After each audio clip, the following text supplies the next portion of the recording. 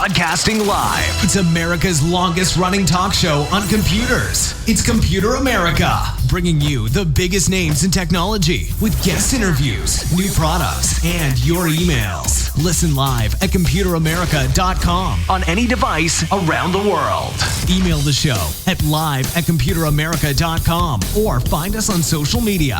Be sure to check out our website for contests, giveaways, show notes, live video stream, podcasts, and more. You're listening to Computer America.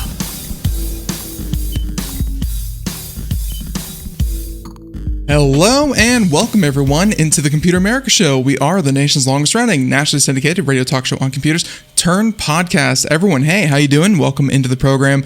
Today on the show, we have the one, the only Mr. Nathan Evans, as we are going to be talking about, a little bit of everything about YouTube. I know this is a story that we really didn't cover.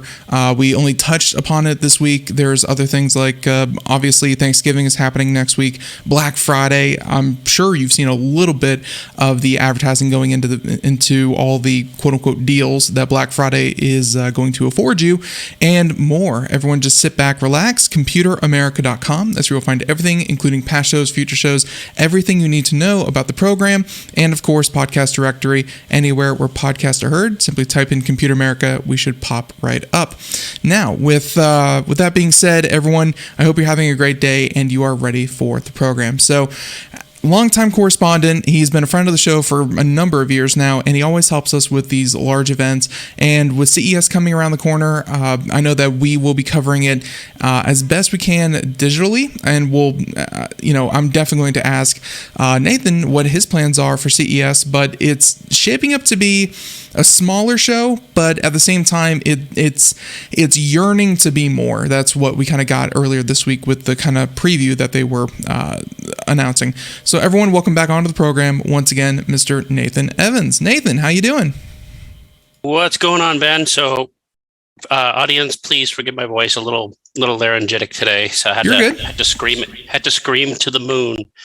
No, congratulations on the switch over to podcast. Welcome to 2006. So. Yeah, thank you. It's a huge honor to be here. You know, we've been doing it for quite a while now and doing both. It's been a long time coming, like you said before the show, and it just seemed like the format of the program. I've been feeling it for quite a while now, and we've definitely heard from some of our audience that it's great when we have a guest on and we get to have that hour-long conversation. It's great, but that. Nathan, if I'm being honest, the rise of TikTok, if nothing else, highlights how not fragile, but short people's attention spans are. And it's like asking an hour out of their day. That's like, that's like 30 to 60 good TikToks that you're asking them not to watch. I'm sorry. It's a big ask. What are we talking about? TikToks. Wait, what? Short attention spans? What?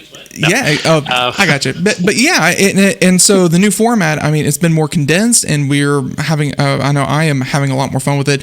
The audience is obviously really responding to it the way that we had hoped. And yeah, it's, if anything, Nathan, like between the live stream and the podcast, before we put out like the 1 hour episode and the 1 hour show with the one guest, this week alone, we've already put out 8 podcasts and streamed for 30 plus hours. It's more Computer America, not less. Well, it's literally what you do, Ben. It's sort of embedded in the techno DNA. I mean, you're a computer show. You had to join the revolution. And by the way, can I just get something out of the way? Go for it. I've been waiting to say this for 6 years. Damn. And check that out. We didn't. Look at that. It felt so good. Good to say. We didn't even get fined for that. That was perfect. No, it's radio is always going to be there. It's such a ubiquitous medium for now. But honestly, you were right by having your multiple podcasts. Of course, you have the Popzara podcast. You can see that there. And you've been a part of a number of them. Yeah, it's the way of the future. Someone said 15 years ago, and they were right. So, well, you know what? Podcast killed the radio star. But no, great song. Radio has its place, but I assume there's only so much traction you can get from nationwide truckers, trucking along at 3 or early bird diners. But no, it's podcasts are great. They're just they just allow you to reach more people in a medium that's more accessible and easier to manage. And radio has its place, but I got to tell you something. So I have HBO Max, and I was really excited about the new season of Curb Your Enthusiasm. Right. And so I remember thinking, oh, it's out. I got an email. Oh, it's out. I go there and I find out, no, it's not. One episode a week.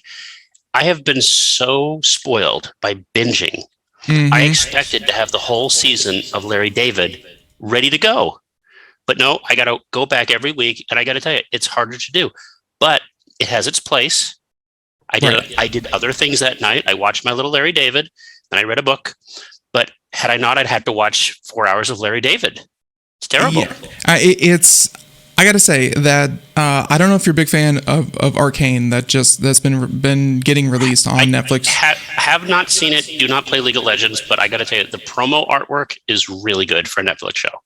Yeah, the crossover between Netflix and the studio that obviously made it for Riot Games, easily one of my favorite. And I am actually a fan of League of Legends, but I've had a lot of people that aren't tell me, they really bridge that world for people who have never played the game, and then of course people that have are like, oh wow, that's a reference there. Everyone else is like, it's a pretty good alternate reality kind of sci-fi drama thing. Yeah. Well, Netflix, I got to tell you something. I'm going to probably lose you some subscribers here and get you some 1-star reviews, which, by the way, you got to worry about reviews now that you're a podcast. Yeah. Please like me. The fact of the matter is that most Netflix, quote unquote, and you can't see me, but I'm doing finger waves, anime, or as they call it, fake-ame shows are terrible. Like, most of them are they're wretched. And I have not seen Arcane yet, but everybody who has watched it said the same thing. It's probably the best of all of them that they've done. But you just if you look at the cover for it, just the style of it, it looks so much better than most of Netflix's work. It really does. I would not even say anime. I would say definitely high budget cartoon, and I say cartoon endearingly. I have to say anime. No, I got to disagree, man. You are really going to jail. You're going to jail.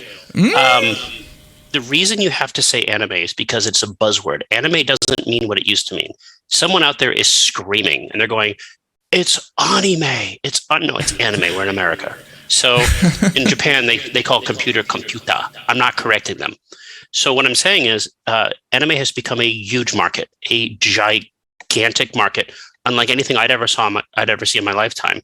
Sony has been, I forget who Sony bought, but everybody's trying to get a piece of the pie. It's gigantic. They're putting anime back in theaters.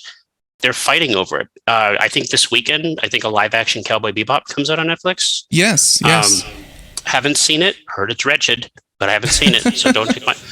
But what I mean is that so Netflix has very much so invested in making anime. They've already said as such they're going to produce a lot of shows with a lot of companies. Even Disney got into it when they hired the Japanese production companies to do their Star Wars anime anthology. I think it hit back in August, September. Yeah. And so this is something that's big money. So the A word, the anime word, may not mean what it used to mean 10 years ago. You're expecting Japanese. You don't even know where it comes from anymore. It could be America, could be Thai, could be Vietnamese, could be anything. Maybe it's Japanese. Probably not Japanese in most cases. And it always kind of tickles me that Japan, obviously after World War II, kind of got it from American cartoons. The Betty Boop style, kind of big eyes, expressive face kind of deal, and now it's come full circle back to Western culture is now starting to take notes from, like you said, anime and all that good stuff. Okay, all that aside.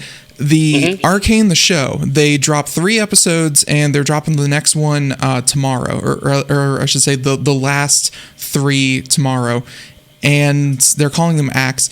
I love that format, even though it's not all out at once. And you're right, I would sit there and watch all of them. At least they're 40-minute episodes. At least there's 3 of them, and I can get my hour and a half of binge watching in, and that's enough. And it still built excitement week over week. It is interesting though. It's good. It's very interesting though that Netflix is trying to circumvent their whole binge thing that made them famous by returning to this serialized format. But they're not just doing it like Amazon. like you said, they're chopping up seasons, they're doing acts, they're doing versions of this. So you keep coming back. And I think, to be honest with you, I think they've really learned this lesson from Disney Plus. Oh yeah, because Disney Plus is ingenious in how skeezy they are. So, for example, I think Netflix, you can't get a free subscription for a month anymore. I think they took it away. But what Disney will do, Disney will really promote like Mandalorian season whatever, and they'll give you one episode. But if you want to see the whole thing, if you don't wink wink bootleg it, then you got to subscribe because they're not going to they're going to slow drip that stuff to you. That's how it's going to work. They're not going to just gorge you with it like, Golden Corral. They're gonna make you come back for seconds and thirds. It's interesting. It really is. But if you are patient and you are one of those people that can, kind of be behind the curve, then eventually you can binge watch it. And it's, I guess that's like you for Arcane. And another show that I'm looking forward to before we get into the actual show content is Wheel of Time. I don't know if you're a fan of the book series, if you've read Robert Jordan. No. Know of it, of course, but haven't seen it. Full disclosure, this might shock you. I don't really read a lot of science fiction or fantasy. I love old science fiction and I can dabble in fantasy, but for some reason my brain has been very resistant to it. I'm surprised. My brain is calcified and said, you know what? Only nonfiction books from here on. And I will read what we at Popzara call sausage factory fiction, which is stuff like Michael Connelly or Lee Child or whatever. But the same way when you go to the movie theater and you order a grossly overpriced popcorn that tastes like crap, like that's every once in a while you need the crap to remind you how good the good is. Right. So, but isn't it funny that they keep trying to make these franchises work? Everybody wants a Game of Thrones. They all want the next epic. The exact words from the resident dictator Bezos, and that's not to be confused with Elon Musk or Zuckerberg, the other tyrants. The current one is podcasts are fun, aren't they? Yeah, they are. So. His exact words were, "I want my Game of Thrones." That's what he said, and so you're spot on when he said, when they said they were looking for the next Game of Thrones. That's exactly what they were hoping Wheel of Time was going to become, which is perfect for me because I read the books when I was 10 years old and kind of followed them up until they were completed, when I was like 25 years old. So I've been invested for decades into the series. I'm excited to see it on TV, and I've been purposely avoiding the spoilers, but the few that I just kind of come across, Nathan, they all say this is trying so hard to be Game of Thrones. And to me, I feel like everyone wants to make that comparison because Game of Thrones was so culturally dominant that it was for a while though, but it wore out its welcome towards the end of it. It did, but I just don't get why everyone just immediately tries to compare it to that when it's like, It's the Buffett rule, Ben. Have you heard of the Buffett rule? No. The Buffett rule says first come the innovators, then come the imitators, then come all the idiots. So the idea is that a company like HBO will take a lot of risk, and they'll do something, whether or not they handle it well. Because certainly Game of Thrones was not the first sci-fi show, even on TV at the time. There's been lots, but normally before Game of Thrones, when you watch a sci-fi TV show, it looks like it was filmed on the backyard of a high school, on a big grassy knoll, or it was in the woods. Right. Filmed over in that park, the famous park in California. Yeah, one that I would definitely say is just like that is a series. I think BBC put it on, was The Sword of Truth, and that was another book series that I really watched. That was smoking garbage. That was actually hard to watch, and I was a huge fan of the book series. So yeah, I know exactly what you mean. It looked low budget, and that was unfortunate. Or the only time you'd ever have anything that was successful is when they were tongue in cheek, like Xena Warrior Princess or something. Where they could get away with the cheapness. But Game of Thrones took it seriously, and Game of Thrones was revolutionary television. It really was. People forget that Game of Thrones came out right around the same time as in the post-Sopranos world as things like The Walking Dead, where it was the first serious comic book anthology on television. And you had these revolutions because companies were willing to take chances. And as you see, after Walking Dead became a phenomenon, billions of zombie things came out. After Game of Thrones, billions of horror things came out. You know what really bothers me, though, about Amazon? What's that? God bless Amazon for making my deliveries cheap. But there was a story that came out a while ago that on the new upcoming Lord of the Rings show on Amazon, very big budget. They said that they've hired sex therapists to make sure that the sex scenes are going to be tasteful. And I thought to myself, sex scenes? Lord of the Rings? Like, what? Yeah, that wasn't orcs? Really Tolkien's... It better be between orcs. Yeah. And I was just about to say that wasn't really Tolkien's thrust, but that's probably not the best wording for thrust for that. Well, do you remember? I don't know if you remember, but the new crop of Star Trek shows on PBS. PBS was for Star Trek: The Next Generation for you kids before cable. Syndication, baby. No, all the Star Trek shows on Paramount, on the Paramount Plus, are all bad. All of them, really bad. And they're really bad because you remember you and I discussed before the podcast how a podcast allows you to swear, but you don't really. But there's a party that doesn't really want to swear. Right. Just because you can doesn't mean you should, because people expect a certain decorum. You watch the new Star Trek shows; they're filled with cuss words, they're filled with this. And look, I can say shit, fuck with the best of them, but at the end of the day, I don't want to hear that on Star Trek because it feels beneath Star Trek to succumb to that. Yeah, And the problem is that when you hear it, there's something in your brain that says, just because you can doesn't mean you should. And it feels like they're doing this because the writers don't know how to write otherwise. And I'm wondering, when whatever Lord of the Rings is going to become on Amazon, I don't think it's going to resemble Tolkien's original intent. And I mean, to be fair, a lot of people said that about Peter Jackson's stuff too, that it eventually became crap, which I agree with The Hobbit. It was garbage. So we'll see. I didn't hate The Hobbit, but the original trilogy. Thank you for telling me I'm wrong. The original trilogy was, like you said before, groundbreaking. Cinema in its own right.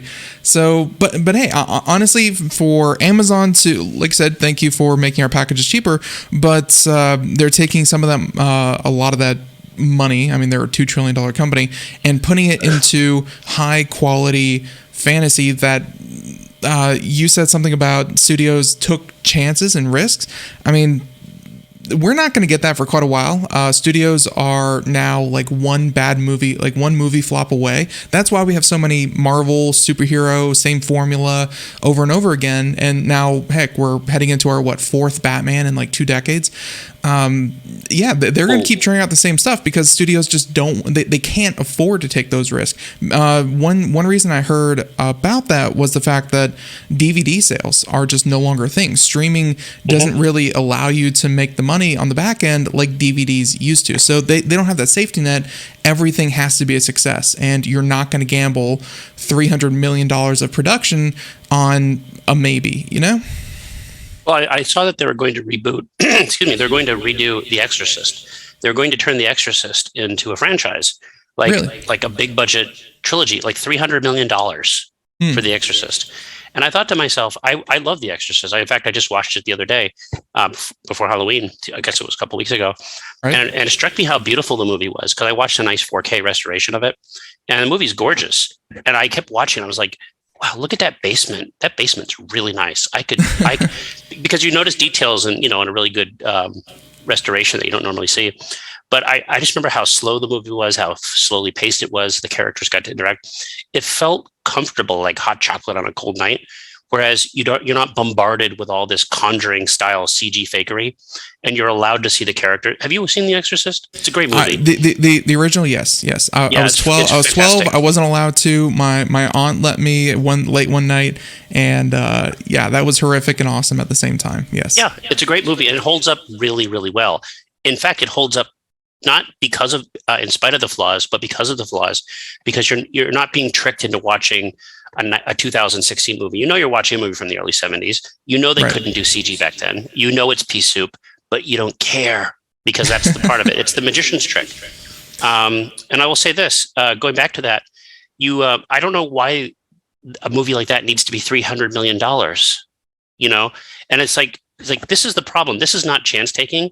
This is abuse. This is accounting abuse because there's no there was a story yesterday that the Queen biopic that won Rami Malek an Oscar for playing what's his name? I can't talk right now. Who's the lead singer? Freddie Mercury.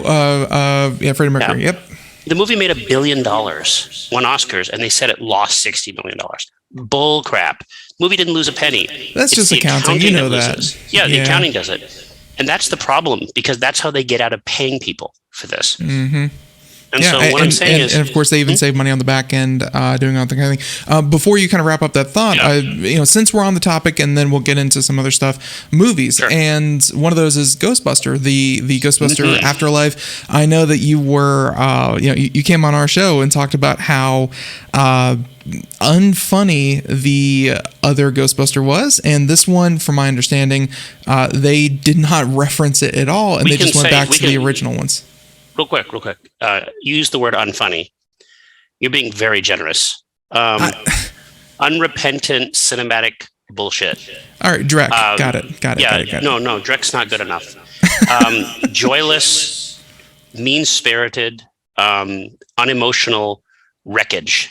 Just gotcha. Pillaging off the corpse of a great thing. So they ignored they ignored the rotting whale carcass that was the previous reboot to Ghostbusters, and now this one.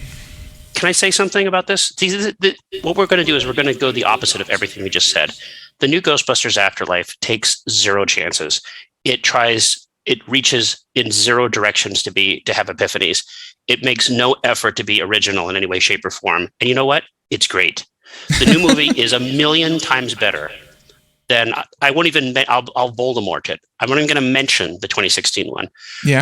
I hate it when people say the all-girl Ghostbusters, because all-girl Ghostbusters could have been awesome. It could have been really good. It could have examined things from it could have been 9 to 5 for a new generation. Right. But instead, they chose to be mean, petty, and small. Whereas Ghostbusters was always irreverent, fun, and heartwarming. In the new movie, directed by Jason Reitman, I don't know if you want to talk about it now, but first movie I saw in a cinema since Rise of Skywalker. So quite some time. Thank goodness, Rise of Skywalker is no longer the last movie I saw in the cinema, because that would have been sad. Mm-hmm. But new Ghostbusters, let me say this: I don't want to spoil anything because there are spoilers. There are only spoilers if you don't know Ghostbusters. If you understand Ghostbusters, then there's not a second on the screen that will surprise you. There is no surprises. You know what's going to happen, and that's what you want, apparently. That's what fans wanted. They didn't want something new. And I think the biggest crime of the 2016 Ghostbusters was somehow expecting people to forget that one of the most beloved movies of all time didn't exist. I don't understand the logic. Like, let's just forget the Bill Murray one exists. It didn't happen, and replace it with this? I don't think so. So, you get a sequel. It is a sequel. It is a sequel to the first/second movies, and I think I guess we should say spoiler. I won't spoil much, but sure. Yeah, you get to see all of the original Ghostbusters back in action, and I didn't slur my words. All of them. All of them. Didn't some of them die? All of the original Ghostbusters come back. Okay, I got. To say, like, maybe death isn't the biggest barrier to look at the Ghostbusters. name of the movie. Look at the name of the movie. Look what it's called. Yes, Afterlife. Look what it's called. Yes. Look what it's called. They got the Stranger Kids thing in there, which I don't understand. Like, he is now, ironically, in all the remakes and reboots of all the things that Stranger Things satirized. He's been in It. He's been in Stranger Things. He's been in Ghostbusters. He's typecasted. He literally played a Ghostbuster in Stranger Things. Mm-hmm. Go figure. I guess I can say it. You want Bill Murray? He's back as Venkman. You want Ray? Ray's back. Rick Moranis is not back, but you were saying your girlfriend saw it and she liked it, but she doesn't care for the world's sexiest man, Paul Rudd. Yeah, Paul Rudd's really funny in this. He's really funny. He's great, but he plays like an amalgamation of like the Peter Venkman character and the Rick Moranis character. He's irreverent, kind of hapless, happy, but kind of stuck in the middle, but taking care of it, kind of thing. Yeah, I got you. Yeah, and the movie's not mean. There's not a shred of meanness in it. It's well intentioned. So you would recommend? You would recommend? Yes, but I would also recommend watching the original movie first. I don't think you need to, but I think you will get more out of it if you do. Right. But the movie works because it works independently. And if I can just say one final thing, it actually does something really interesting. It does what it does what the first new Star Wars movie attempted, the Force Awakens. It successfully manages to, not bridges only, but it mythologizes the original movies and pays respect to it at the same time. Whereas the Star Wars movies have been reckless in destroying its legacy, sometimes overtly. This movie reaches over and kisses its butt. Gotcha. Sometimes you need to smack the corpse with the shovel to get your point across. I got you, but this one doesn't need to do that. So, well, can I just say this final thought about this? A lot of people have criticized it for being nostalgic. Mm-hmm. The only reason nostalgia works is because we long for it. Like no one. I mean, no one except for racists gets nostalgic for the 1945 Germany. Oh, the good old days. No, yeah. we get nostalgic for apple pie. We get nostalgic for things that we care about, and that means it did something right. Gotcha. And the reason, and I just want to say this: the reason the 2016 Ghostbusters movie didn't work had nothing to do with nostalgia. It was a rotten film. And this movie is not rotten. This movie is caring, loving, maybe predictable, maybe fan service, but who cares? Like, it's okay. It's a fun movie. Enjoy yourselves.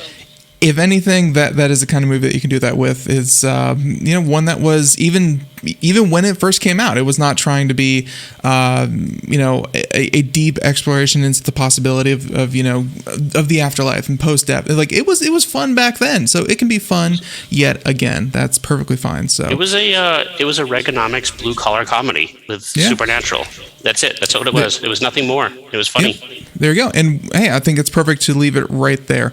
Okay, so looking at some of the other topics that you have here, and there's a couple of things on Spotify. We can hit this real quick.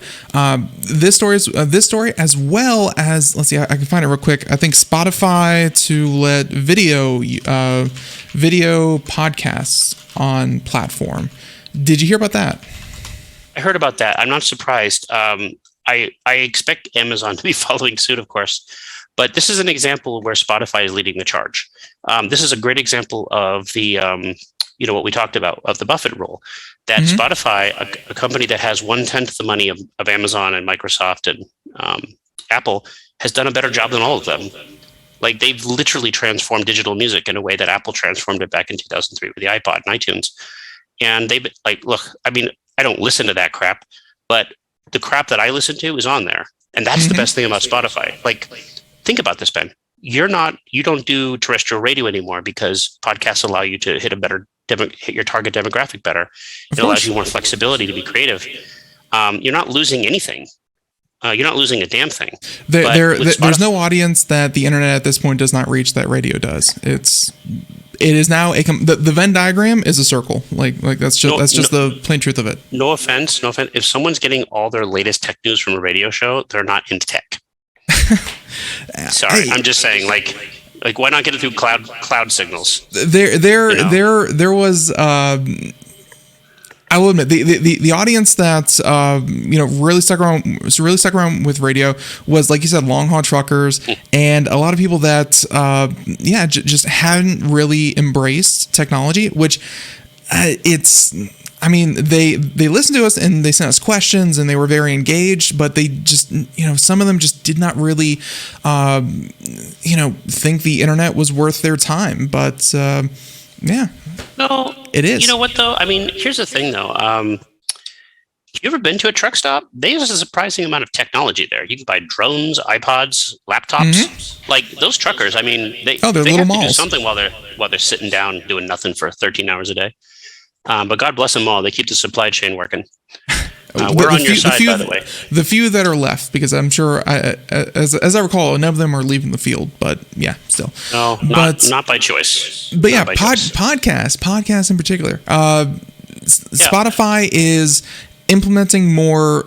Like, I guess they realize people have screens attached to whatever they're listening to Spotify with, lyrics and a video portion to podcasts. I mean, hey, they're doing stuff. I think it has more to do with accessibility. There's been a big push to remove what people would call ableist tendencies. I mean, you even have a guy suing a website because he was blind and he couldn't navigate it, which is a little ridiculous. But what I mean is, you see it with video games, you see it with theaters, you see it with everything. Why not music? Like, and to be honest with you, I've been noticed when I watch TV lately, I usually watch with the subtitles on, because sometimes, even if they're not 100%, sometimes it's easier for me to catch things. Like, have you ever done this before? Have you ever listened to a song that you really, really, really like, and then you finally hear the lyrics and you're like, oh crap, this isn't what I thought it was at all? Yes. That happens very often. And same thing with TV shows. You're right. Closed captioning does help with that. Yeah, you got to like, well, this isn't inspirational. Like I was listening to Cardi B's WAP the other day, and I was like, this is not the anthem I thought it was. No. What could that be? But what I don't know. But the funny thing is, I think it's great. I think though, be careful what you ask for, because I think when people find out that some of the lyrics on some of these songs are wretched, turgid, grade school level drivel, then they might not be impressed. But overall, though, honestly, man, I think it's a good thing. But I primarily listen to jazz. There ain't no lyrics in my jazz, so this doesn't really affect me. The subtitles would be rapid jazz music, and it would just be that posted at the bottom of every one of your songs. So there's that. Spotify, so they're adding video. I still have to figure out how to do that. As I started uploading to Anchor a little while ago. Supposedly that's how you kind of get that there. I know that our podcast is available on Spotify, but I want the video on Spotify. I do, but I think it's only just for a couple. Can I say something? I don't know if you want to segue into the next story with this or not, but I just want to make a saying that I think it's great because I think the dominant platform is garbage. And I think... Are you talking about YouTube? I think you're talking about YouTube. I think YouTube has been doing a giant bait and switch with people. And I've said this before. YouTube started out as this groundbreaking thing. It enabled people to share video files, which I thought was revolutionary. The same way blogs allowed people to share ideas, the same way GeoCities and Tripod allowed people to create websites and just communicate with each other. The purpose of the internet should be to build bridges that enable people.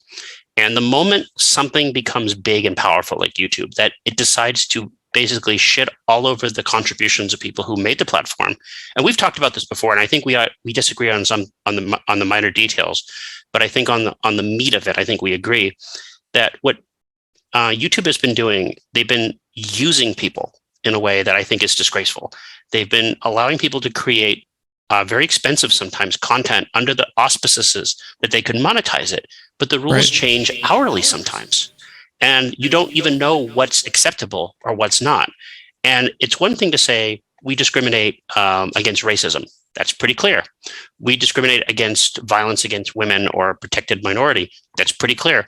But then when you start using nebulous terms like hate speech, that's indefinable, and that easily becomes, and again, I apologize to your listeners, I'm not advocating for what I'm about to say, but you have things like, we're going to demonetize and forbid people who are anti-vaccination, for example. But what does that mean exactly? Like, does that mean someone who's against the vaccine, or does that mean someone who is trying to educate people about the possible side effects that certain people may have? And I think a better, just kind of real quick, I think a better example of that would be this History Channel, and it was a very well produced, kind of high budget, at least for a YouTube channel, and they covered World War II, and they went over all the different video footage, whatever, and they started like day one of World War II,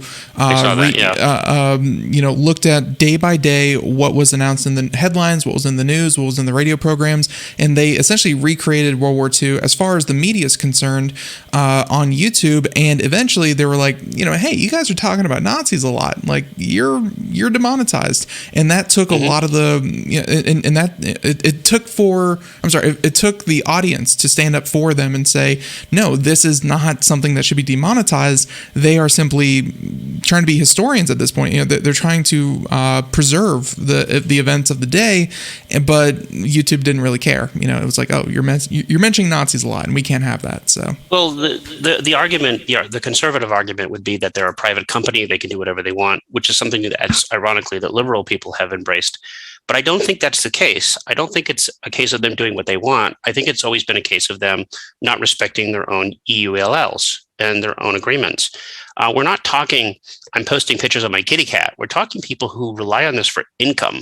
Mm-hmm. And when you have people who clearly did not violate any rule in any way, shape, or form, they just keep moving the goalpost back. And then you'll start to see things like, oh, we're not going to take your video off, but we're going to demonetize it. We're still going to run ads on it. You're just not going to get any of the money. Or another one is, I think slowly, they're going to start demonetizing web videos they don't consider high quality, which means that this will leave them more room to promote Hollywood celebrities that instantly get accredited, that instantly have followers. It's like getting a McDonald's franchise. You're successful. Here you go. It's ready-made. Whereas the people that have to start from the bottom, it doesn't seem fair. Really puts the spirit of YouTube, like you said, that anyone could start posting whatever content video, whatever they wanted to, and be discovered. That really puts that really at the back, and that's what the co-founder of YouTube, who uploaded the first YouTube video. Yes, that's what I was going to tell you. Yeah, his video was awful. It was him in front of an elephant a day at the zoo, and or me at the zoo is I think what it's called. And he took to that video to kind of protest a little bit about the removal of the dislike. We haven't really mentioned that. Yes.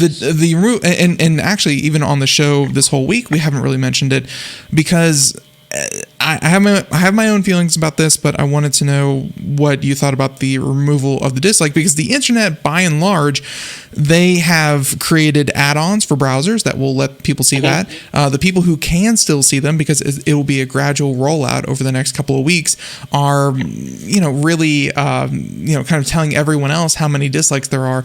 I mean, people reacted to this and kind of because YouTube's lying.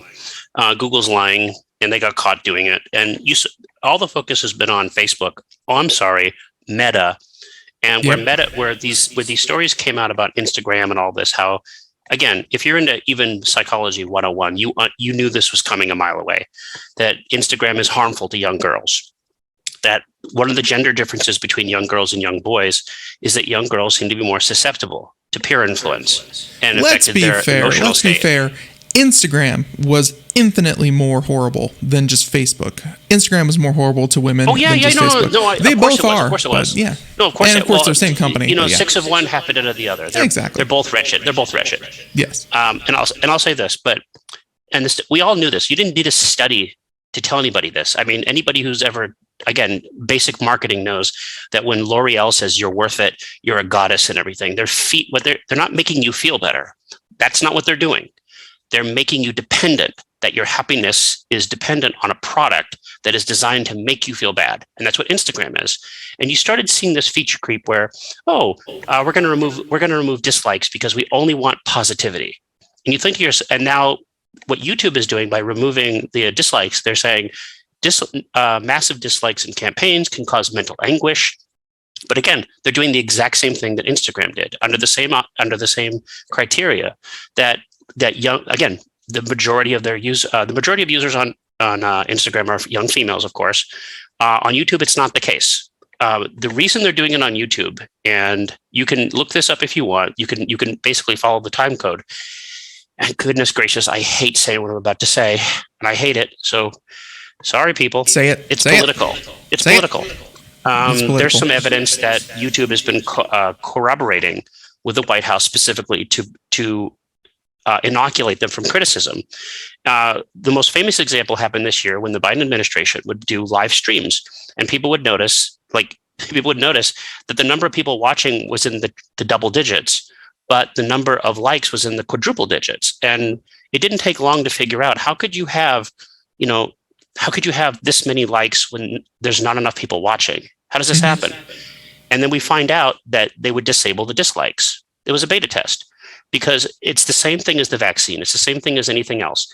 They have chosen topics. But isn't that kind of proof that they did need to act in this way? Because clearly people were disliking things without even vetting the content. They were just disliking because I dislike this president. No. I dislike this president. I dislike this video. Like, that's not fair. No. That's not what the likes and dislikes are for. They put them up. You can't just Facebook does this too. That's why all the numbering systems on all social media, it's like, love, everything. It's not tolerate. It's not okay. I post a video. My great aunt died, and my friend goes, "Oh, Sam likes this." Yeah. Exactly. like there's no gradation because it's all about dopamine hits. It's all about dopamine hits that reinforce positive reinforcement. So if you live in a world of your own bubble, you never have to experience anybody disagreeing with you, which turns out to be far, far more dangerous psychologically than getting negative feedback. The problem is that anytime you try to tip the scale, and I maintain, and my argument, going back to the Ghostbusters 2016, because we saw what happened with that, with the way Rotten Tomatoes has been taken over, is that every attempt by companies, whether it's Hollywood, YouTube, or whatever, to put their finger on the scale results in things like negative campaigns. I don't feel this would be an issue if YouTube hadn't tried to hide it. I don't feel this would have been a big issue if Rotten Tomatoes hadn't tried to manipulate the system. Disney does this all the time. YouTube does this all the time. They cherry pick and they use the aggregate systems. And let me explain why. Because the internet's still built on SEO validation. So it's still built on recognition of sources. So right. Disney, for example, Disney comes out. Disney says, hey, Black Widow's coming out. We need to get a good Rotten Tomato score. We will pick critics we know will give it a good review. We will fly them out. They will see the movie. They will put good reviews. We will have embargoes for everybody. By the way, here's a little background thing. I run a website that does this. Everybody's embargoed because they don't want people like me posting something. They want people that they know will give a good review. So they'll have all these positive reviews. They'll give them embargoes. They'll have two embargoes. They'll have review embargo and they'll have social embargo. But on the social embargo, you're not allowed to say anything really bad. They literally have bought the reviewer with a movie ticket. So the review goes up. It's all positive. Rotten Tomatoes says, oh, it's positive on Rotten Tomatoes. The users will see what's happening and they will do the opposite. They will counterbalance it by saying negative reviews. It's all fake. But that's what's happened. They've turned all these things into a landmine because they've attempted to manipulate the system. They've attempted to control the system by passing it off as opinion. I remember they did that with the last Star Wars movie. Where, they do it all the time. Where they clamped down on the reviews so hard that no one was allowed to talk about it, even until like 2 days after it was in theaters, which makes no sense because then anyone can write a review about it. So. Well, because most movies make the vast majority of their money on opening weekend. Right.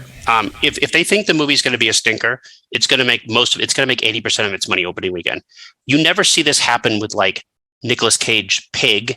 You don't see this happening, with smaller films. You only see this happening with potential big films. And whether it's fair or not, it's Schadenfreude.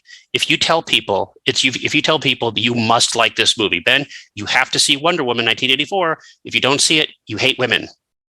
That's the argument. That's the argument. And by the way, this all started with Ghostbusters 2016. That was the movie that cracked this egg. That was the movie that indicated where things were going to go. And if you watch that wretched piece of filth, they actually filmed a scene after the trailer came in. There's actually a scene in the movie that was filmed after the trailer debacle where they make fun of YouTubers. And this is what they created. I mean, seriously, they're not innocent victims. And by YouTube saying it's for mental health, they're lying. It has nothing to do with that. So for the removal of the dislike, I talked about this a little bit before, where I had said something about the nature of, like, YouTube. By and large, this doesn't really help YouTube though. Like it doesn't really help YouTube as a company because, and the first thing that came to my mind was, it doesn't really matter if you like or dislike a video. If you interact with it in some way, you are alerting their algorithm. I watched it, I understood it, and I want to see more like this or less like this. And really, like Nathan, all the dislike did, like let's say you dislike the color red. The YouTube algorithm would go, Ben dislikes red, we're going to give him more blue in his algorithm. Like it's not, the dislike didn't really hurt or help YouTube, or I'm sorry, it didn't hurt YouTube. It helped them deliver more relevant content to you. So for YouTube to really remove the dislike as a company, it didn't really hurt them. And more to your point, maybe it's for mental health and all that kind of thing. It has nothing to do with that. Who knows? But I'm sure that somewhere the data analysts in YouTube were like, the dislike button helps us a lot. But if there's some kind of social victory that we can take by removing it, we'll just rely on the like button. And actually, more to that point, the dislike button is still technically there. The dislike count is gone. That's the difference. Well, then might as well it doesn't exist, because it's not about someone disliking you. If I'm getting, okay, here's the thing. What I'm about to say is going to sound crazy, but it's totally true. That's insane. People, if you look at the number of hate crimes that happen in social media, I'll give you a great example. Jussie Smollett, the guy who was on the show Empire, who fabricated that he was I remember that. harassed. Yeah. And there's tons the of rope them. thing and the Yeah. And what I'm about to tell you is going to sound awful, and I apologize, but again, it's true. We have gotten just so desensitized to quote unquote hate crimes that when we see supposed hate crime happening, our brains automatically think, well, it must be fake, because so many people have had to create fake hate crimes. And you say to yourself, well, how come they're talking about it? Very simple. If you talk about it, you get attention. If you don't talk about it, you don't get attention. If I get a billion, here's the thing. If I make a video, if I make Ghostbusters 2044 and it's all like race swapped women and my video gets 1 billion dislikes, I'm not a victim if no one knows it. But if everyone can see it, then I can market off it. And all of a sudden I become sympathetic. And then in turn, it becomes profitable to be hated. It's like when people say they get death threats all the time. Oh, I got death threats. They're laughing when they say this, because everyone gets death threats. I've had death threats. You probably had death threats. Half my staff have had death threats, but you don't know it because we haven't talked about it. And so when people say death threats and they really drill into it, oh my goodness, it's so serious. You got death threats. Yeah, welcome to the internet. Everybody gets a death threat. It never happens. Nobody has ever been killed from a death threat like that. Not online. Nobody telegraphs that. So, but the problem is you become a victim because it's selective sympathy. And I have a feeling the taking away of negatives is going to impact YouTube negatively, because they're taking away a marketing tool from people who have monetized and militarized and weaponized hate speech in a way. Seriously, 90% of activism is complaining of inequity. You take away some metric that people are against you, you're taking away their ability to complain. It's really crazy. But I feel like it didn't really have the like the video itself. You know, they show an example here: 15K likes, 200K dislikes. If they actually cared, that would have been a kind of emotion for them that, oh, maybe we need to rethink this decision. It didn't matter. I doubt it really ever did, except for those people who made their own content and kind of made their own stuff. I don't know how much removing the numbers behind the dislikes really swayed public opinion on any notable event. And like the only thing it really did, I think, for a lot of people was immediately show, like, let's say I want to fix this particular computer problem, which I've had this happen myself, and I've done this myself, where it's like I have this error, I go to YouTube, I look for a quick guide on how to fix it, and the likes to dislike, it's like 3 likes and 48 dislikes. I'm like, this video is not going to answer my questions whatsoever, and I navigate away from that video. I feel like by YouTube removing those numbers, though, Nathan, I feel like I would be forced to sit there and watch that video and not navigate away because I still have to watch it. Years and years and years ago, when eBay was a big thing, eBay decided that they were going to remove the ability for sellers to leave negative reviews for buyers, and this was a huge detriment. In fact, I wasn't in the media at the time, but I always maintained that it was going to be the destruction of eBay, because you need to know if the person who's going to buy something from you is a scam artist or not. Right. And by removing that, they've decentivized people to sell on eBay. I mean, eBay is a shadow of its former self now. And the problem, whereas if you sell on, exactly. If you sell on Amazon, though, check it out. If you sell something on Amazon, you don't even get a message until you've already been paid. Like, the whole process is complete by the time you start a transaction. So the problem is that information is necessary. It's necessary as a seller. It's necessary as a YouTube creator. It's necessary as a consumer, like you said, because this information, whether it's a little disruptive on point, you need it. Like, if a video gets 400,000 negative views, you know what it will do? It'll do the Gandhi effect, where people will say, well, why are they being bullied? Now I'm interested. Now I kind of want to watch this video. Could it be as bad as they say? And it's never as bad as they say. It's never as bad as they say. It's never as good as they say. The problem is, it really reminds me of the I think it was EA sense of accomplishment meme that happened on Reddit. And I don't know if you recall this back in 2018. I think I found it right here. But it's this comment that, kind of had 4.1, and let's see, link here. It was a comment that was left on Star Wars Battlefront, which had a really weird kind of thing, and it has now 2,000 awards. Negative 667,771 dislikes, or I should say. So it's almost at 700,000 dislikes, and it became ubiquitous. It became way more notable than if it were just liked 2,000 times.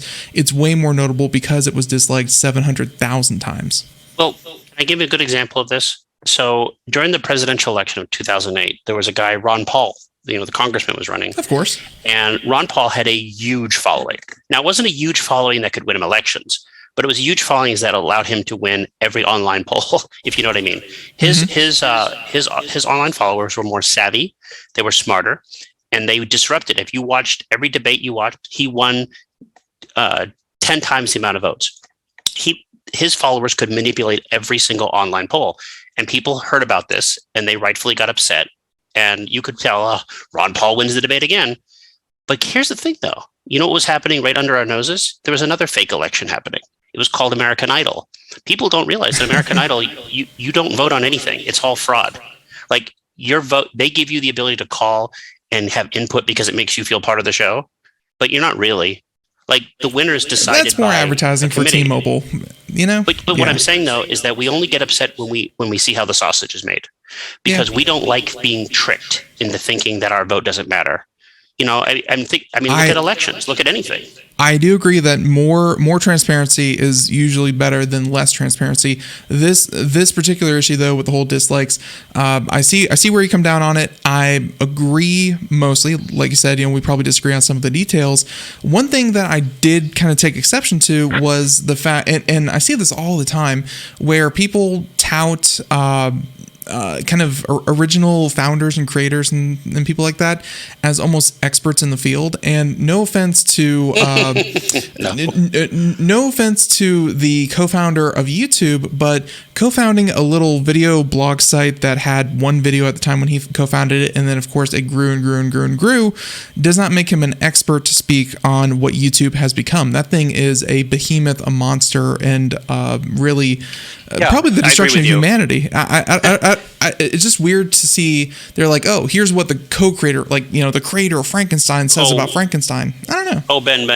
We talk about this all the time about Steve Wozniak. Like they pull him out of his grave every minute to comment on Apple. Like he has no relevance to modern day Apple because there's some cachet there. There's some cachet into thinking. This. There's this one actress. I forget her name. She was on King of Queens. Leafy or whatever, and she was a Scientologist, and she quit Scientology, and now every time there's a Scientology story, they go to her because Leah Remini, and she's been out of Scientology for X amount of years. She has no relevance to Scientology. Not sticking up for Scientology, but very predictably because she's a really easy, lazy go-to source, and that's what's happening here. And I agree with you, but I do think though that you have the creator of YouTube who feels that the spirit of his creation is no longer being elevated. The same way I'm sure the people who created Open Office, the people who create open source things say you're exploiting the spirit of which it was given, which, they are. Get over it. You got money from it.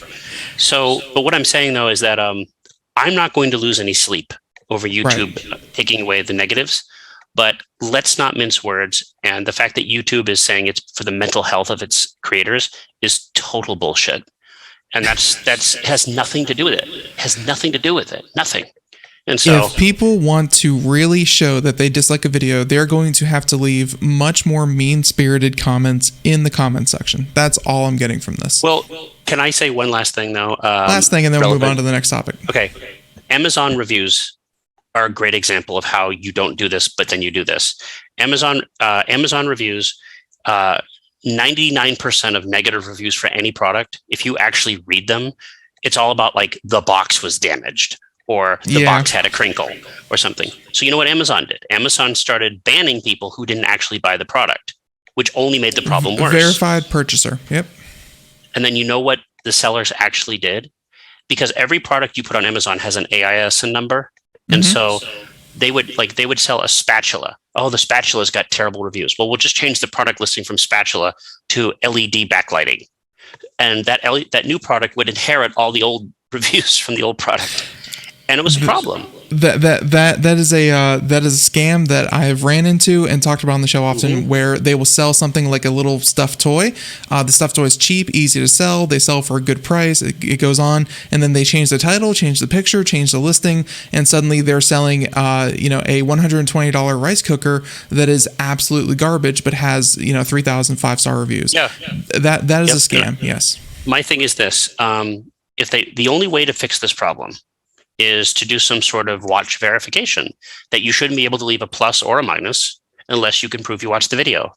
And maybe they can track that through IP. They have the analytics. They have the analytics, yes. But you know what's going to happen? It'll go from 400,000 likes to about 20. It'll go from 400,000 dislikes to about 40.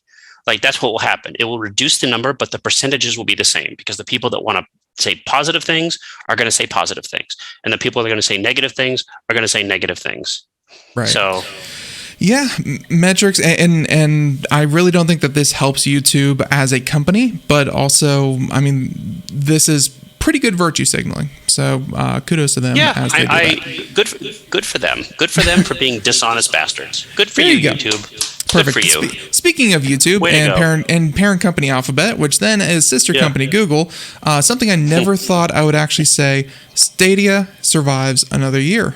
I'm honestly shocked. Ever since they came out with the news that Stadia closed its independent game studio, I thought this thing is on its last leg. It's limping, but you included it, so. I included it because it's lasted 2 years. But you go to an old folks' home and you see someone, on a hospital bed hooked up to 50 tubes. At one least of those they're tubes alive. is going. Look, some of those tubes are going in. Some of those tubes are coming out. There's no activity on the brain meter. I mean, it's that person's technically still alive, but is it really living? And to be honest about Stadia, I'm going to say this: this is a dead man walking. This product is a failure, and everybody knows it. There is no life. There is no chance for Stadia in its current form. That being said, the technology works surprisingly well. Stadia has helped solve some gameplay issues that some of my editors have experienced over the pandemic. I'm grateful for that. But the problem is that I think there was a story, I don't know if we talked about it last time, but Google started licensing the Stadia technology to third parties to do, I forget, it was Warner Brothers going to give away the Batman game on Stadia. I think it was, or something about Marvel. Was it? Marvel, it was something. Yeah. But it's middleware. And I think, yes, you can't see me, I'm pumping my head, this is what Stadia should be. This is what this service is for. Dave Perry or Doug Perry? Dave Perry, the guy who created Earthworm Jim and goodness gracious, all these things back in the 90s. He created his own streaming service back in the early 2000s called Gaikai, I think it was. Yeah. And it was developed right alongside OnLive, different services. OnLive fizzled away. Sony purchased Gaikai, and the purpose was to do streaming on websites. So instead of that. So you could literally try a game the way you watch a YouTube video. Didn't really work because Sony didn't know what they were doing. Eventually it became PS Now, which has become a competitor. But here's the problem. The Stadia service works so much better. It wouldn't be my first choice to play anything. I have played a few games on Stadia and I've enjoyed them until the inevitable glitches. But that being said, it's a perfect medium for demos. It's a perfect medium for trying things out. It's perfect. It is never going to be a replacement service. Never, never, never, never. Nobody wants it to be. It is the technology. We're so far away from it. But as a demo service, it's great. For any company that wants to try this, Google would have been the one to make it work. And the fact that they're still the latency and everything that goes along with it, like you said, it works pretty well, but it just did not capture the audience it probably needed to continue to live. Here if you're watching the video portion, I have the Killed by Google graveyard, and it will probably join these 100 plus gravestones here shortly. But I never had any confidence that Google was the right fit for this. It's sort of like when people find out about the medicine Viagra, which we all know is help with erections. But it was originally developed. Yeah, heart problems. Yeah. It was heart problems, but it's blood pressure, right? Yeah. Yeah, it's a lot of things, but nobody cares. It's all for erections. And I think what Stadia needs to do, it needs to brace its inner Viagra, and it needs to know its audience. And its audience is not going to be long term. It needs to be that. And I think that would be great. I would love to see it. I would love to see it become middleware. That being said, yeah. Yeah, I think you know where I was going with this. That being said, I think its competitors will eat its lunch. So, well, I was going to talk about a type of competitor, and that was something that we haven't talked about, or at least you and I. I know that you had a lot of fun making fun of the Steam machines, but the Steam Deck, I want to say it's called. Sure. That's coming out soon. Are you? No, it's been delayed. Well, okay. No, okay. Now it's not soon, but soonish. Let's say soonish. Steam Deck, or what did you think about that? I think it's a better version of a lot of the Chinese ripoffs that I see. Which of course were ripoffs of the Switch. I will say this. I think the Steam Deck is a fine idea. It is not a Nintendo Switch clone. Please, people, stop comparing it to a Nintendo Switch. It's more like the Sega Game Gear, if we're being honest, or the Sega Nomad. Or the Sega Nomad maybe? Portable that played real games. And Gotcha. What I mean is, like, you could play a Genesis game or you could play it in your Nomad for 3 hours because the battery life sucked. Here's the thing. I didn't make fun of the Steam machines because they were... because of that. It's because Valve is a company that is demonstrably doesn't know what they're doing. And that's the problem. See, they're more like a Microsoft without the console, but they want to be Nintendo, but without the concept of how to do hardware. Nintendo is able to take, people don't know this, but Nintendo took essentially a failed platform. It was the NVIDIA Shield, which was a set-top box, and they took it. They downpowered it. They actually reduced its CPU capacity, and they turned it into the Switch, one of the most successful console of the generation. They were able to do this because they know how to do hardware.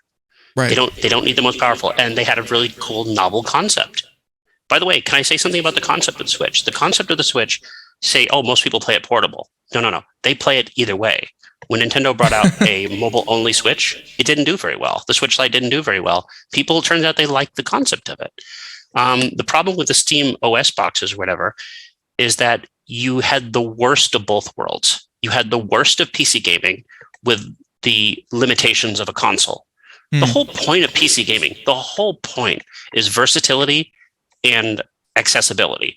And when you remove both of those things, you remove the impetus to have a PC in the first place. You might as well have a game console. And if you're going to be stuck on a game console, you need some kick-ass games. And it didn't have it. And so, like with the Switch may be less powerful than your iPhone, but it plays Mario Odyssey and it plays Breath of the Wild. You know, and a lot of people, it came out with a number of Animal Crossing came out with Doom. I think you could play Hades on it and stuff like that. Yeah, they had good third parties as well. I think the game of the year this year so far, and I'm not. This is not an endorsement of it, but I think probably the best game of the year is on the Switch this year. I think it's Metroid Dread, and so. But that being said, the Steam Deck, the problem is that I think people are going to be confused that it's a PC. It's not. I don't think it'll play Ubisoft games. Correct me if I'm wrong. I don't know if it's going to play Blizzard games. I don't know if it's going to play it's going to play Steam games. And we're going to see how this works because I think it won't even play all. People are invested in their Steam libraries. I think a lot of people having access to their entire library will be a big draw to the console. But let's face it, a lot of those people already have computers. I'm optimistic. I'm optimistic. But the problem, again, though, one of the things that Nintendo's been so successful with the Switch has been really pulling in those indie games. Like the Switch is the indie console, bar none. Much more than Xbox, much more than PlayStation 5, because there's no expectation of graphical fidelity there. And you look at 99.9% of indie games, they all look like pixel games. So yeah, cheap Unity games are definitely kind of the way. Games. Yeah. But you know what though? Hey, you know what? If it's making someone money, it's making someone money. As long as they don't steal assets. But I'll say this. I can't argue because one of my favorite games this year, and I got into it late, I admit, but RimWorld has sucked up so much of my time. Remember when Flappy Bird was a thing? Oh yeah, of course. I remember the movie. It was my favorite movie. Yeah, true. check this out. Do you remember? But a lot of Switch games actually are compatible with Steam. Did you know that a lot of developers actually are allowing like cross-platform saves, cross-platform gameplay between the two? Really? And it's really interesting to see this develop. And so I'm optimistic about any console. Like you're talking to a guy that had 3DO Jaguar, who had Amiga 32. Like I've had experience on every major flop you can think of. To me, the more the merrier, right? The problem with Steam is that I look at this, and I look at the price point, I look at the performance, and I'm wondering who it's for, besides the novelty. Because again, I want to be clear, the PC is a different world than a console world. Like PC, you know what PC is? PC is like a strip club. And you just turned 18 and you got $1,000. You can't do everything, but what you can do is fun. Whereas consoles are more like Walmart at midnight. Like you can get more mainstream stuff. It's cheaper. It probably won't be as exciting, but you get everything. Whereas the PC, it's just Wild West. And the diversity of the PC is so great. Like I love my PC. I'm using a PC right now. But what I mean is, if Valve attempts to replicate that in the guise of a console, it can't have the limitations of a console the way people don't expect from a PC. And we'll see how it goes. Like I said, I'm optimistic about it. I know our own mutual friend Corey, he's already pre-ordered his. He's waiting for it to come in. Right. I'm looking forward to seeing it too. I'll be honest with you, but I look at the price of that and I'm saying to myself, after Q2, $650. That's a big ask. And go back up for a second. You can't see it on the podcast, but go back down to the price. You look at the price there. The price isn't the difference. Look at the hard drive. The hard drive's the difference.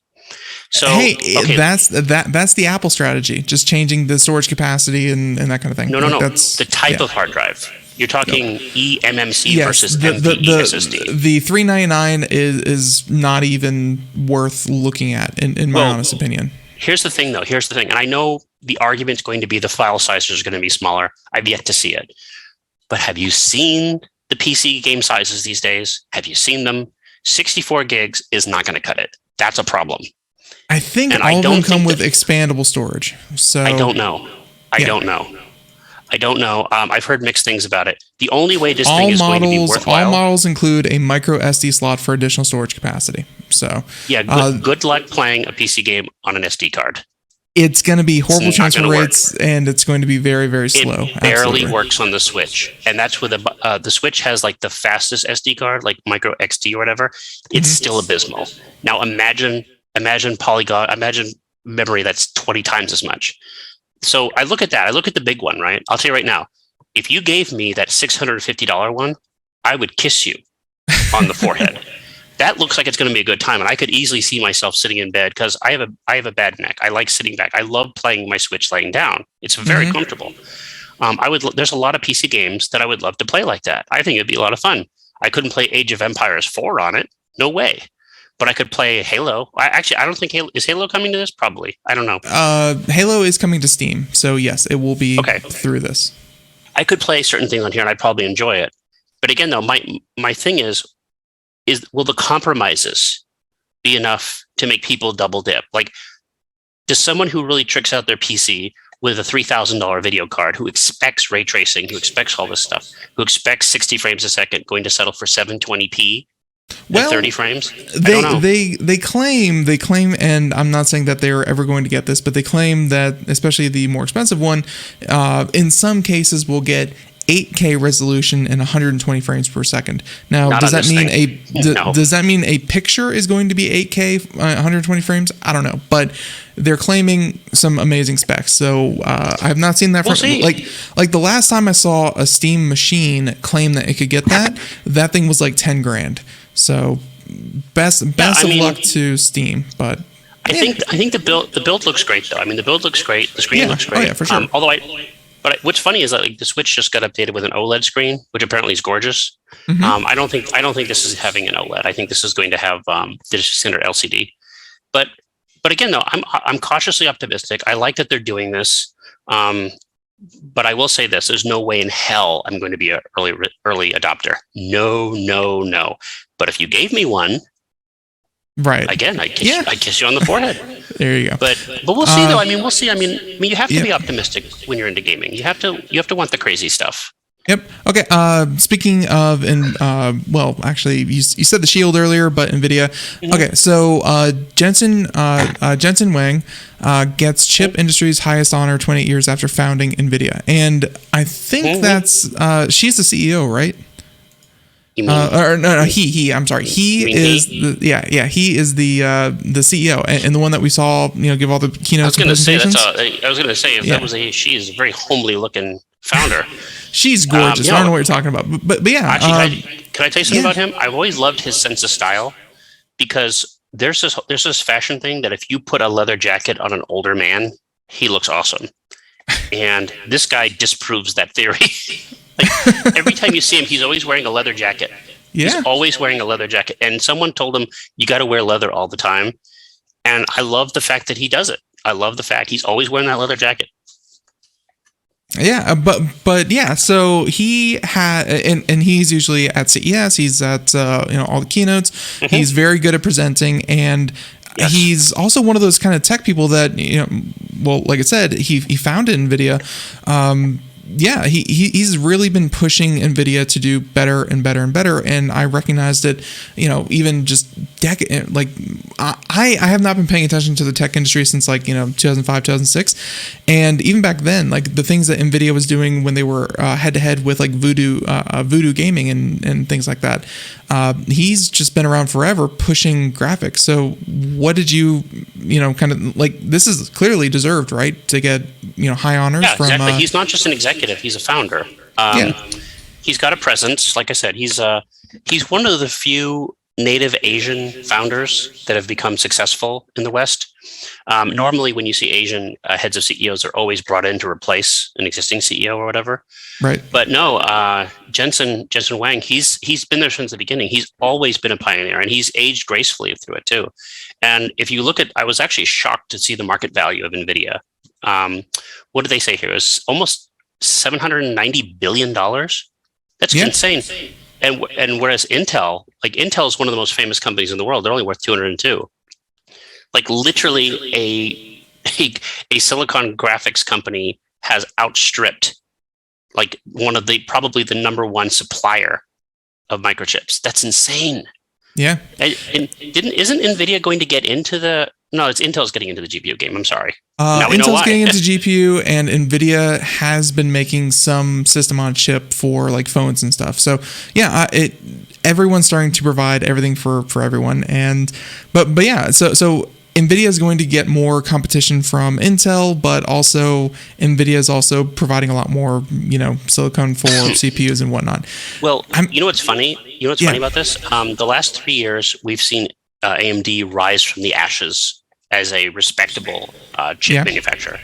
The industry was dominated by a lethargic, complacent Intel, and we've seen them just rise up. I don't know if their market share is higher, but they've certainly dislodged Intel. But they've done that while also supplying GPUs. And every major game console minus the Switch is an AMD machine. Like it's your PlayStation 5 AMD, your Xbox Series X S AMD. The Switch is the only one that uses GPU, NVIDIA. However, though, NVIDIA has been able to survive in a way Intel hasn't. And to me, that's fantastic. They still have that. What do you call it, Ben? The respectability of NVIDIA has never wavered. No one ever says, "Oh, their stuff's not as good." Everybody likes NVIDIA. Everybody looks forward to their GPUs. Everybody thinks that they're better. Most people have no problem paying $1,000 for one. This company has a stellar reputation for this. And in fact, one of the other stories I was going to talk about was, they have their own competitor to Google that's done worlds better than Google. With the GeForce Now. The GeForce Now, yeah, and everything that they're doing with the Shield as well. Even though the Shield didn't take off as well as I would say even Stadia, they still continue to support it, and it was pretty revolutionary when it came to mobile graphics, like just kind of handheld consoles and stuff like that. Although NVIDIA doesn't really have the market share it did in consoles, but hey, it's only one. It's Nintendo. And that's only because of the Shield. I mean, let's be honest. The Shield is the Switch.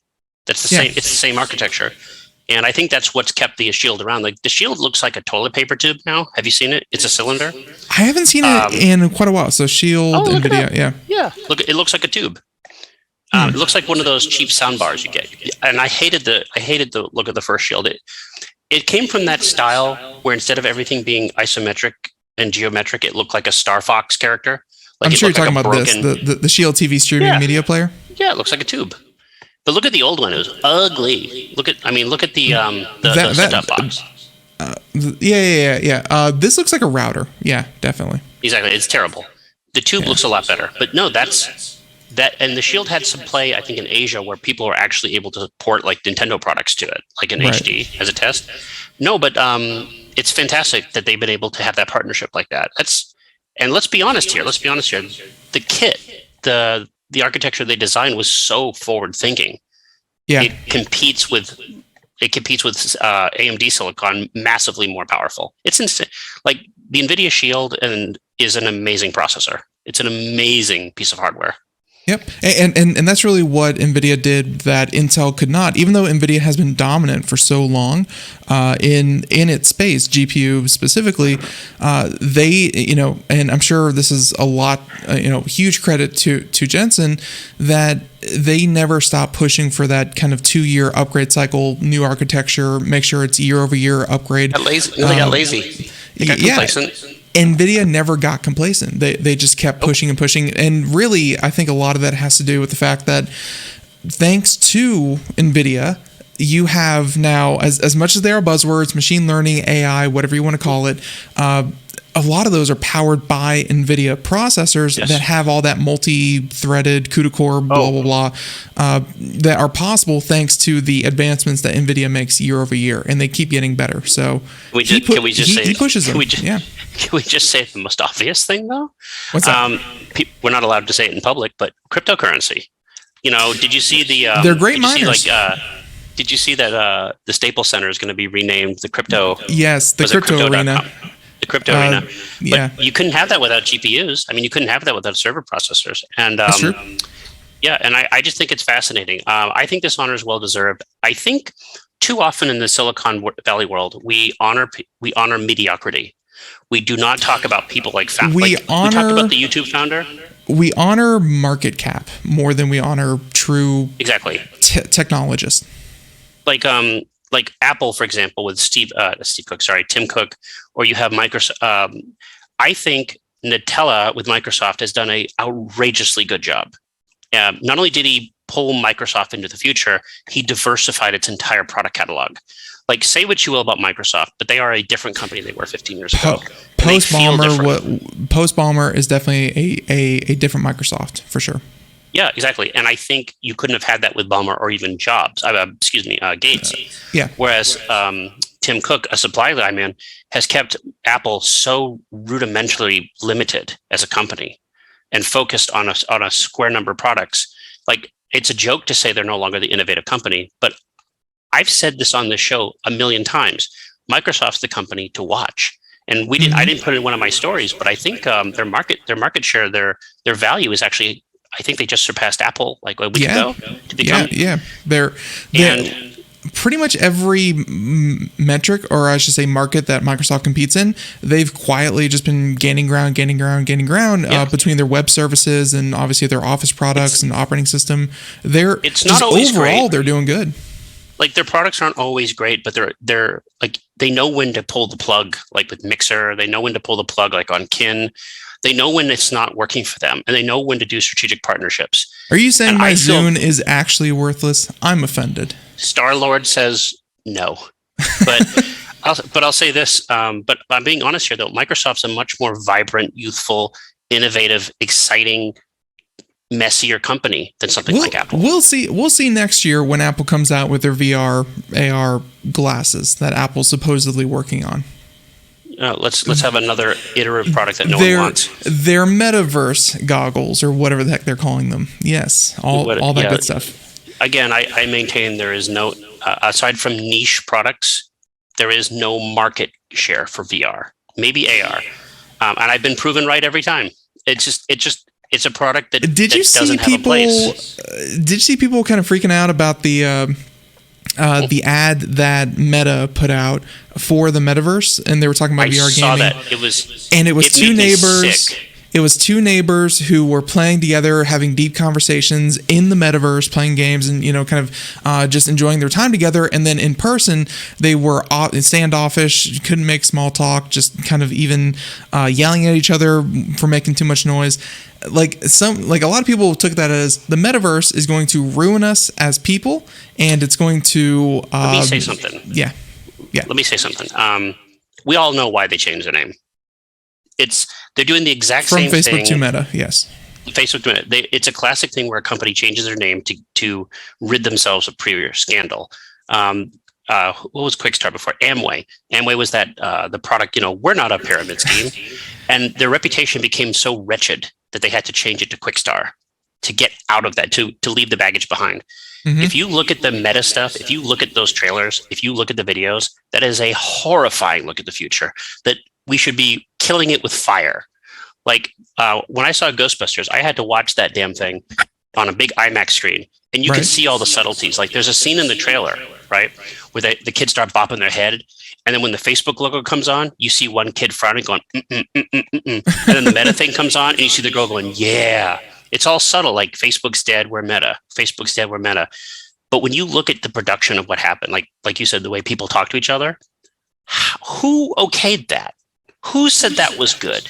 They were trying to be humorous, but the entire thing was a little tone deaf. Hey, Mark, you are a natural human being. It's like, did you ever watch this show called What We Do in the Shadows? Have you heard of it? No. Okay, it's the vampire. It's the funniest show on TV. What? It's by Taika Waititi, the guy who does. He's in Marvel Universe now. He did Thor Ragnarok. Right. It's like a mockumentary about vampires. Ben, it is the funniest show on TV. I'm not joking. It is fun. And go up there a little bit. That character right there on the left, I think is Laszlo. Yeah. He has a big British voice, and he tries to hide by pretending to be a human. And every time he pretends to be a human, he's like, "I'm just a human bartender serving human alcoholic drinks." Gotcha. And that's what Mark Zuckerberg sounds like to me. He sounds like he's trying to blend in to be normal. And it's the most hideous. He's from the IT crowd, and he's from the IT crowd. And, the Mighty Boosh. Yeah, of course. You know the Mighty Boosh. Yes, and he also did the voiceovers for a radio. I dare say what. Yeah. He's very funny. Yes. The show is outstanding. It's the funniest show on TV. There's no competition. I like it. But that's what Mark Zuckerberg is like, and the metaverse. I hope he's rightfully riddled out of existence, because it's so bad looking. It's so cringy. It does not look fun. It looks about as much fun as an enema. It's not good. It's terrible. I feel like he falls in the same category as Bezos and Elon Musk because they found it, and they are surprisingly still with the companies. Bill Gates will always be relevant because he's worth $100 billion. Mark Zuckerberg is worth $121 billion. Elon Musk is worth $150 billion. No, he's worth over he's worth over almost 300. 300. Whatever the stock price is. Remember on this show years ago, I told you I didn't like Musk. I told you this. I've come around. I've joined him now. I'm pro Musk. But Zuckerberg, here's the thing though. Facebook knows its time is limited. Its product has been completely disseminated. Like other things do what it does better, and it will leave me nothing but pleasure knowing that Facebook will eventually dissolve. It's at least trying to pull a Google though with Alphabet. It's at least trying to diversify. It has no core product anymore. It can't do it. I'm going to enjoy the downfall because it is an evil, unrepentant, disgusting company that has helped turn people against each other. Not politics either. This is a company that was founded by a guy who texted his friend, "Hey, I just ask and they give me all their information." Why do they do it? Because they're dumb fucks. Yeah. That's what he thinks of you. And you know what? He's right though. We were dumb. If people really think that companies have a moral obligation to provide a service and make people's lives better, then Facebook is doomed as a company because they certainly have proven time and time again they don't do that. The only thing they've had even a smidgen of success, ironically, is their acquisition of Oculus, and even that has been marginal at best. Like every attempt they've had to do something else has resulted in failure. Well, they're tripling down on it. You have to admit, with the metaverse, they're tripling down on Oculus. All you know what? All speed ahead, off the rails. That's all I can say. Off the rails, perfect. Last thing, and Nathan, because again of the podcast, we can have this in any format that we want. We are already almost at an hour and a half, so this will be our last topic, and very timely, relevant because. Black Friday. Black Friday will be next week. We will not be doing any podcasts Thursday, Friday next week, but Black Friday, Cyber Monday are both coming up. Everyone's throwing out deals. First of all, I guess on a personal level, Nathan, are you visiting family for Thanksgiving? No, I'm actually, I told you, I live far, far away from my family. Yes, I'm probably going to visit them in December. But no, I'm going to be with my hometown family, my friends here. We're going to go out. We're going to find an open diner and see who wants our money. Very, very cool. And then, of course, Black Friday. Are you going to be in the lines? Are you going to be in the freezing cold looking for a TV? What's happening? Oh yeah, I think I'll also go outside and bang myself with a hammer. Here's the thing. Can I give a PSA to everyone? You don't need Black Friday. You are not going to get that TV at $20. You are not. The best you're going to get. The best thing you're going to get, your consolation prize. You're going to get a pair of socks cheaper. You might get some discarded underwear. But honestly, you can get better deals if you wait. Cyber Monday is better than Black Friday. Me, I look at it like a sporting event.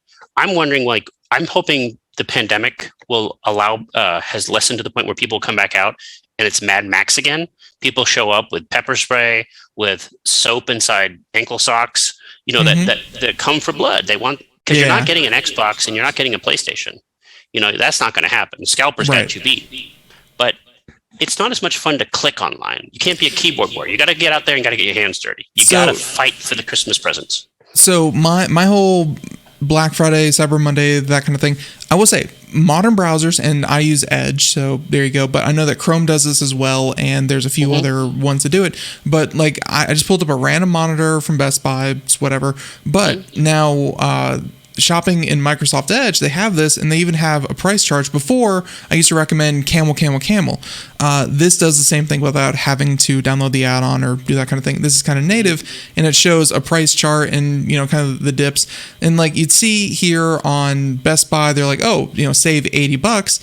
You click on the price chart, and Nathan, it was honestly it was just marked up $80 about 3 days before it was marked down. Exactly. Yeah. This is when I bought my last MacBook, right? Before I switched back to PC, they do the same thing. They mark the price up so they can claim to mark the price down. You can go to microcenter.com right now. You go to microcenter.com right now and all last week and get a much better monitor than that for less money right now. You do not need to wait. Just shop around. Everybody's going to compete with each other. But Black Friday is a farce. It's fun to watch, but it's a scam. Yeah, it's. My point is that there are tools out there to help you with this kind of thing. They in-person physical stores do have 5 TVs that they're going to post all over the local paper and say, "Hey, get this for $30." There's only 5 of those. One inventory. Yeah, exactly. If you want a good deal, use the tools that are available to you, including browser add-ons, including just shopping around. I mean, there are tools, and we highly recommend that you check those out. Here's my PSA about this. If you're gonna go out there for some anthropological reason, right? And here's the thing. Every company does this. Every time you call customer service, every time you order from Grubhub, every time you do this, they all use the same tactic. They hide the true cost until the very, very, very, very end. It's like buying insurance. Taxes and so fees, by the time, exactly. It's like, free delivery until you can see, what's that surcharge? What's this? I thought it was free. Nah. But by the time you've gone through the menu, you've chosen your item, you've done all this stuff, you're ready to check out. You're invested. Then they drop the bomb on you. Yeah, you're invested, and you're so pissed off that you whatever. That's what they're hoping for. That's what they want. That's literally how they designed it. Right. And so that's what happened. It's like when you call a helpline, you call your doctor. Please input your social security number. Beep, boop, beep, boop, bop, bop, bop. Thank you. Please wait. And then you wait. Please enter your birthday. Boop, boop, boop, boop, boop. And you finally talk to someone. They ask you for all that over again. because it was literally a game to make you feel like you're not on hold. And and by the time you've been on hold for 20 minutes, you finally talk to someone. You're just so grateful to talk to someone. You're going to be, you'll be nice. You'll be more receptive to whatever crap deal that they give you. Yeah, You've been broken. Exactly. So, yeah. That being said, though, you can get some incidental items if you know where to look, like because it's just all old inventory. There's nothing new. Right. You can get, like I said, you can get some socks, you can get some clothes, some pens and pencils, some odds and ends. And it's fun. I mean, it's fun to be out with family doing something. I mean, in the pandemic, we're just happy to be outside. But, exactly. But you're not getting that TV. Yep, and everyone, we hope that you are safe, you're comfortable, and you do all that kind of good stuff. Nathan, before we go, how's Popzara? How's your team of writers? How's your podcast going? I mean, hey, you guys stay busy. Not bad. I got more stuff coming this weekend. This is actually simultaneously a busy / not busy season for us because this is the gaming season, and where all the big games come out. And in a couple of weeks, it'll be the movie season when all the big movies come out. It transitions, and as we go into January, as you know, CES is coming, so all the tech stuff comes out, which we're excited about. You hinted about it at the front of the show. We're going to try to go. As everyone knows, it was canceled last year, and I think, ironically, the tech industry has proven that the industry responsible for videos and TVs and live streams cannot handle a live show. They can't do it. They suck. So they're going to get everybody back into Vegas, booze them up, and we're all going to have a good time. I watched that, and I don't know if you caught it. It was a very, not that fun, but still, I did watch that CES 2022 media preview, all that kind of good deal. Nathan, they said that I guess China still has a 4-week quarantine period going in or out of China. And so, therefore, there will be almost no companies or representatives from China at CES. That right there, I think they already said that they had registered 1,900 exhibitors. And if you recall, back in 2019, they had 4,400. So this show is already shaping up to be about half the size of a usual CES. Even though it's, supposedly still on and in person, it's still going to be relatively small. Yeah, but the hookers are still going to be there. It's Vegas and the strippers. And so as long as that happens, I mean, the economy is going to start flowing. And I don't mean to be crude, but that's why it's in Vegas. But still, minus China, that's big for CES. Can I be honest with you? I think I would prefer a world where there's less China on a lot of things. Oh, absolutely. I'm just saying that as far as money goes. As far as money goes, but it's going to happen, though. Like, we're going to have a show, even if it's operating at 35%. It's still better than a show operating at 0, because the tech industry, for all intents and purposes, it cannot survive being streaming only. It's not that type of thing. There needs to be a social component that needs to be real. Not to talk about unpleasantness, but E3 is coming back in June in some form or other. And as much as I detest the show like a boil, I'm glad it's still around. Like I'm glad these things exist because we need that real life component. And there are people that enjoy it, like our own Herman and Corey. They enjoy these things. I'm sure you enjoy these things up to a point. I do. I mean, it is what it is. I'm not going to be out there. I wish you and your crew the best of luck. I'm going to try to get as many companies and really like the one holdover I hope that they had from last year. They're like, as much as the, kind of video conference room and they pull you into different ones and, kind of had multiple people doing interviews at the same time. And I didn't really, was really not a fan of that. I'm hoping they're keeping some online component alive because I actually did find it pretty easy to collect the contacts that I needed from CES. So I'm hoping to do a lot of that from here because, the show needs to learn to live with one foot in the real world and one foot in the virtual. And I think it works best when it's like that. It's like the Oscars. The Oscars are a waste of everyone's time, has no value to anybody. But when you have a good host like Steve Martin, who knows the format, it's at least entertaining. And I think with CES, you don't need someone to physically go and hold. You saw this happen during the virtual show, and they're holding, you can't see it, but they're holding like a laptop up to the camera and waving it around. Like, look at this laptop. Right. It's ridiculous. It's embarrassing. But it is good to get input and to have someone, like, for example, when I go there, and you've been there, I like to see trends. I like to see where things are moving. I like to see where things are shifting towards. And the trend is and really just from what they were talking about, they introduced a couple new categories, including cooking tech, space tech.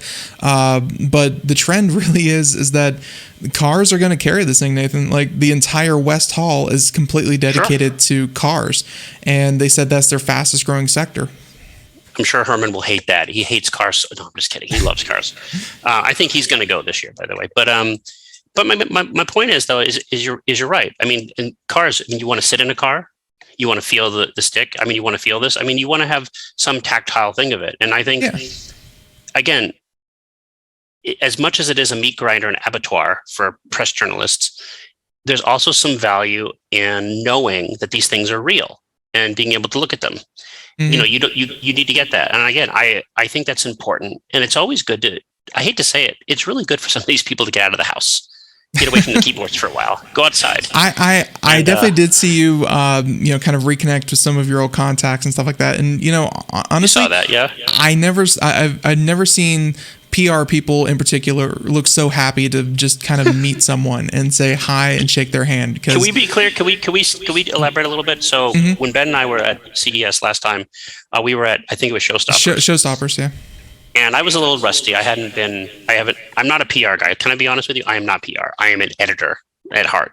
I'm a manager now, but my blood your camouflage is good.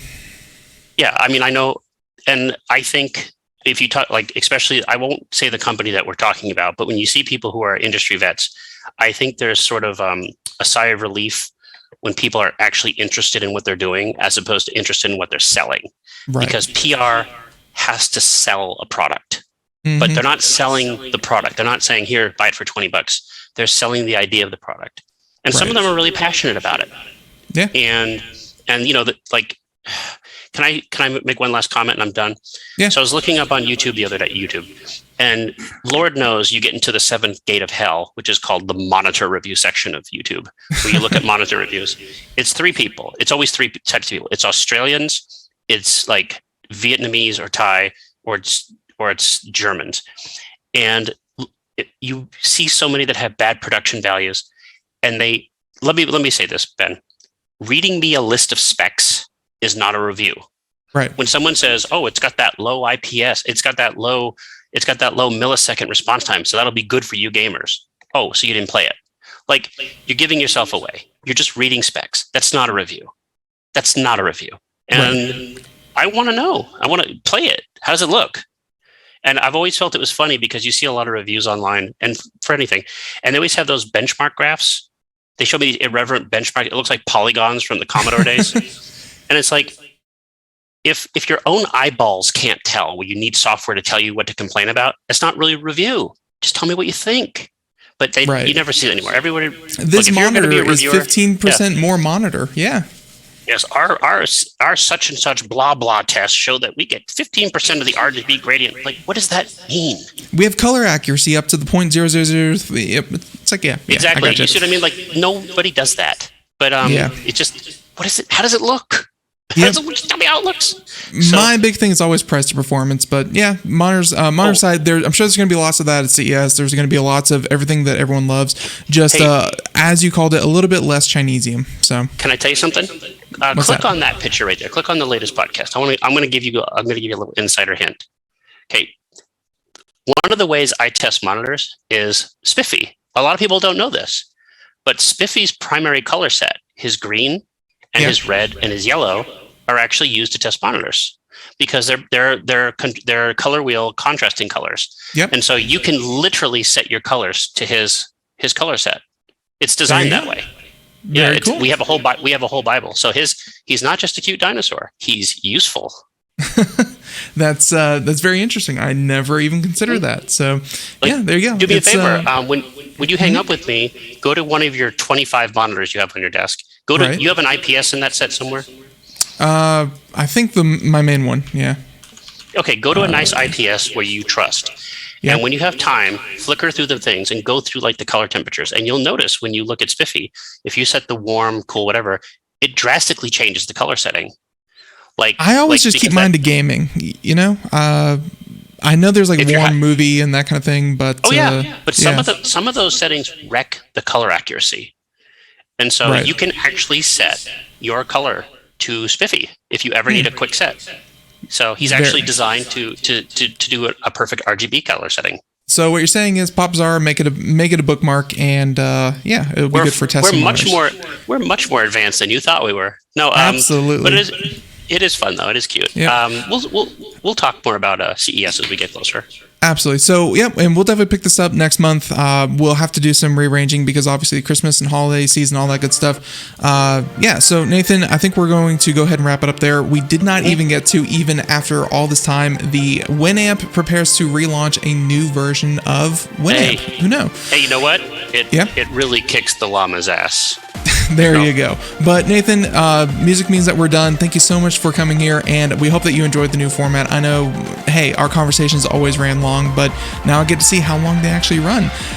Nathan, I hope it. Yep, I hope that next time we have another great conversation. Everyone, computeramerica.com, popzara.com. We'll have the show notes there. Until next time, have a great one. Bye, everyone. Happy Thanksgiving.